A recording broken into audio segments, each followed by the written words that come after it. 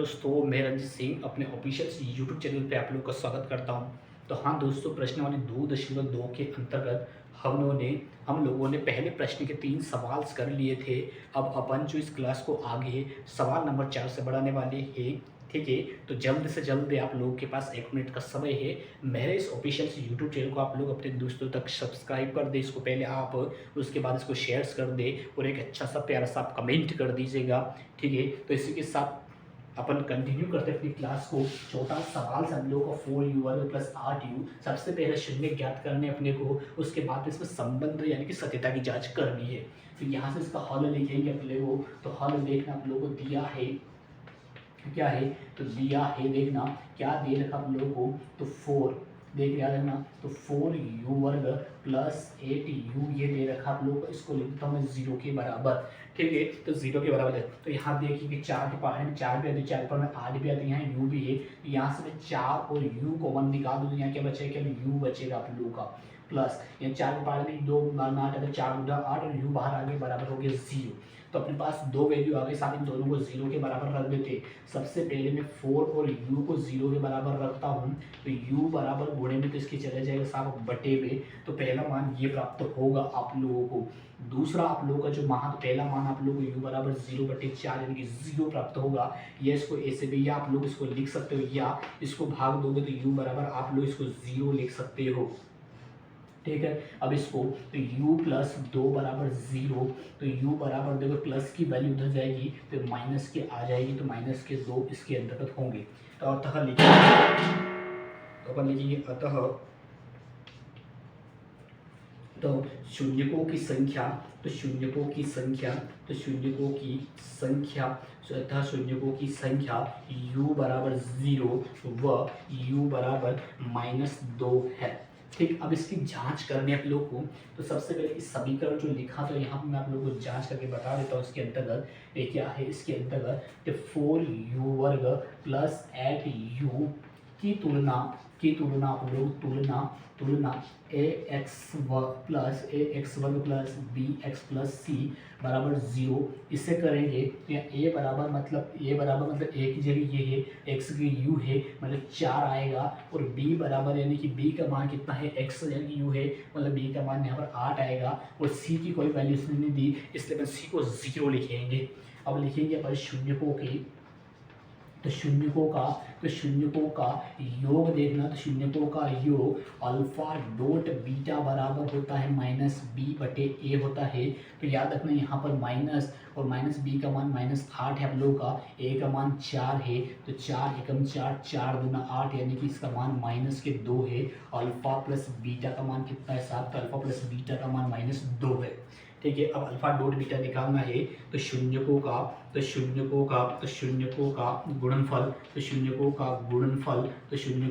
गुणनफल, alpha dot beta बराबर c बटा आप लोग का a है। तो अल्फा डॉट बीटा बराबर c का मान यहाँ पर 0 है, तो 0, a का मान क्या है 4, तो ये 4 यानी कि अल्फा डॉट बीटा का भाग लगाओ उसमें, तो ये आएगा 4। ये सवाल का पूरा कंप्लीट सॉल्यूशन है आप लोगों का। ये छोटा सवाल से जिस किसी विद्यार्थियों को ये समझ में नहीं आया तो प्लीज़ कमेंट कर दीजिएगा। मैं इसको डबल जहाँ से समझ में नहीं आया उसको समझा दूंगा। और अगर समझ में आ गया है तो आपके पास 1 मिनट का समय है, आप इसे अपनी फेयर कॉपी में उतार लीजिए।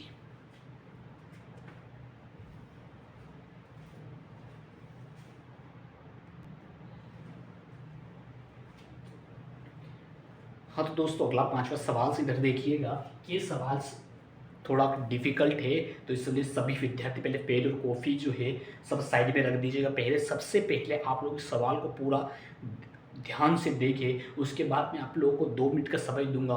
उसके बाद आप फेयर कॉपी से फेयर आपके नोट जो रफ है या नोटबुक से उसके अंतर्गत आप इसको फेयर कीजिएगा। तो सबसे पहले इधर देखिएगा आप लोग, तो टी वर्ग -15 सबसे पहले लिखेंगे अपन,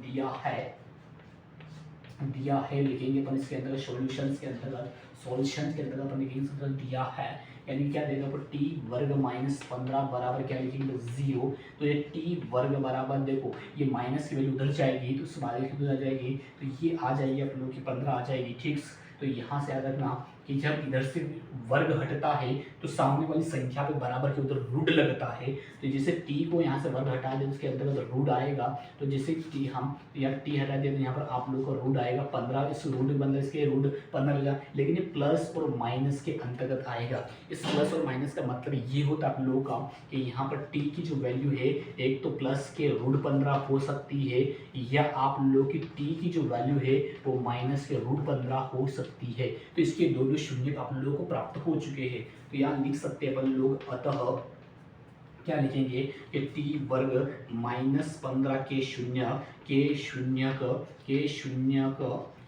का टी बराबर प्लस के रूट 15 व टी बराबर माइनस के रूट 15 है। ठीक है, तो ये आप लोग की आ चुकी है, यहाँ तक आप लोगों को समझ में आया होगा। ठीक, अपन आपको संबंध याद करने तो सम्मान के देखना। तो सबसे पहले टी वर्ग माइनस 15 की तुलना अब आप लोगों की ए एक्स वर्ग प्लस बी एक्स प्लस सी बराबर 0 से करने पर। ठीक है, तो यहाँ पर ए बराबर देखो, यहाँ पर जो एक्स वर्ग जो वर्ग वाले के साथ में वो ए का कोफिशिएंट होगा, तो यहाँ वर्ग ये है, यहाँ कुछ नहीं, तो यहाँ एक मान सकते हैं। ए का मान जो है ई है, यहाँ बी मतलब एक्स, यहाँ टी, यहाँ अगर सवाल टी में है ना, टी वाला कोई कोफिशिएंट नहीं है तो बी का जो मान होगा वो 0 होगा। सी संख्या होती है तो सी का मान देखो ये माइनस के 15 है, तो ये माइनस के 15 है। अब अपन यह संबंध ज्ञात करते हैं, देखना, तो यह संबंध ज्ञात करते हैं। तो शून्यकों का योगफल, तो शून्यकों का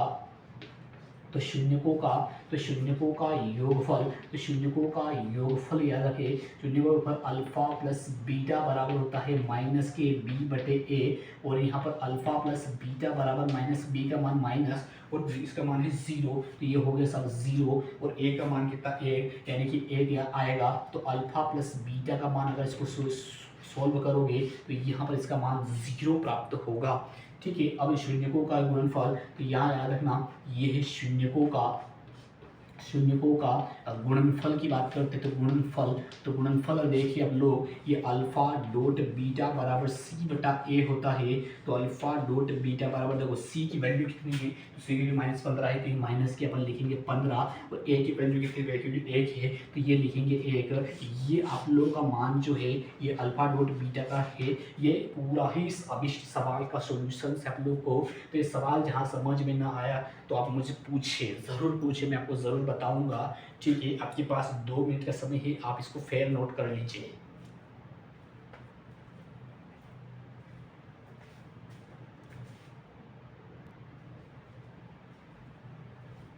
तो सब एक छठा सवाल है आपके सामने। तो यार इसको हल करते बन, तो हल देखना, इसका हल किस प्रकार से होगा।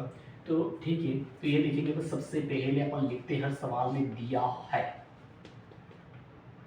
तो 3x वर्ग माइनस एक्स माइनस 4 बराबर 0।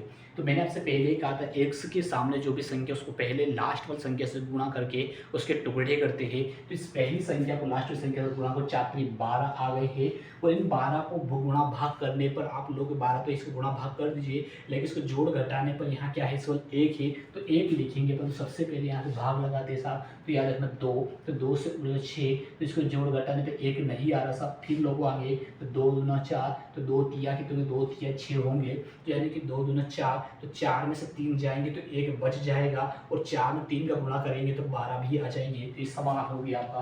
तो ये 3x वर्ग माइनस, ठीक है, तो ये 4 में से 3 घटाएंगे तो 1 मिल जाएगा, ये x साथ में ये माइनस के 4 बराबर आप लोग क्या हो गए 0।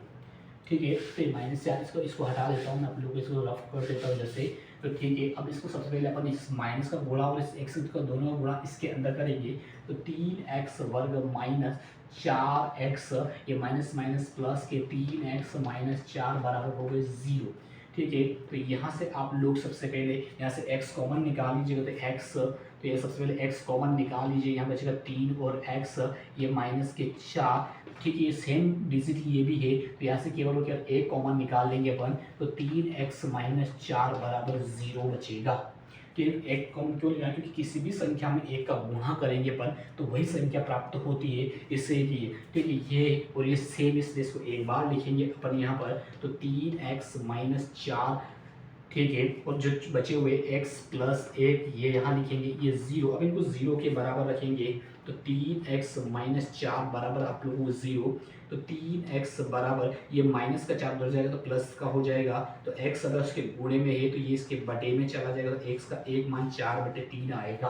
तो एक x प्लस 1 बराबर आप लोगों को होगा 0। तो x बराबर ये प्लस का 4 1 जाए, प्लस का 1 इधर जाएगा तो माइनस का 1 हो जाएगा। ये आपका x का दूसरा मान हो चुका है।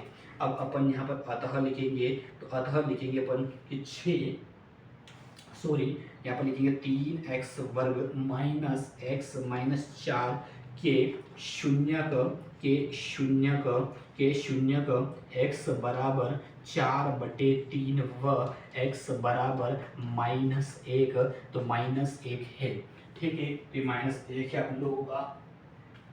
ठीक है, तो यहाँ पर देखना, अब इसकी सबसे पहले आप लोगों को यहाँ पर तुलना करनी है। तो डायरेक्ट तुलना करके लिख देता हूँ मैं आप लोगों का। a का मान कितना आएगा, तो a का मान यहाँ पे 3 आएगा। b का मान कितना आएगा, तो b बीच वाली वैल्यू माइनस का 1 आएगा। और c का मान कितना आएगा, c का मान -4 आएंगे। तो अपने को संबंध ज्ञात करना, मतलब अल्फा प्लस बीटा और अल्फा डॉट बीटा ज्ञात करना है। तो याद रखना, डायरेक्ट लिख देता हूँ मैं आप लोगों के शून्यकों का योग बराबर, तो शून्यकों का योग यानी कि अल्फा प्लस बीटा बराबर क्या होता है, तो अल्फा प्लस बीटा बराबर माइनस के बी बटे आप लोगों का ए होता है। तो अल्फा डॉट बीटा बराबर माइनस, और माइनस का बी का मान भी माइनस में है तो इसलिए माइनस का 1 और ए का मान 3 है। ठीक है, तो अल्फा डॉट बीटा बराबर माइनस माइनस प्लस और इसके बटे में कितना 3, ये अल्फा प्लस बीटा का मान है। अब अपने को योग आ गया, गुणनफल ज्ञात करेंगे। तो याद रखना, शून्यकों का गुणनफल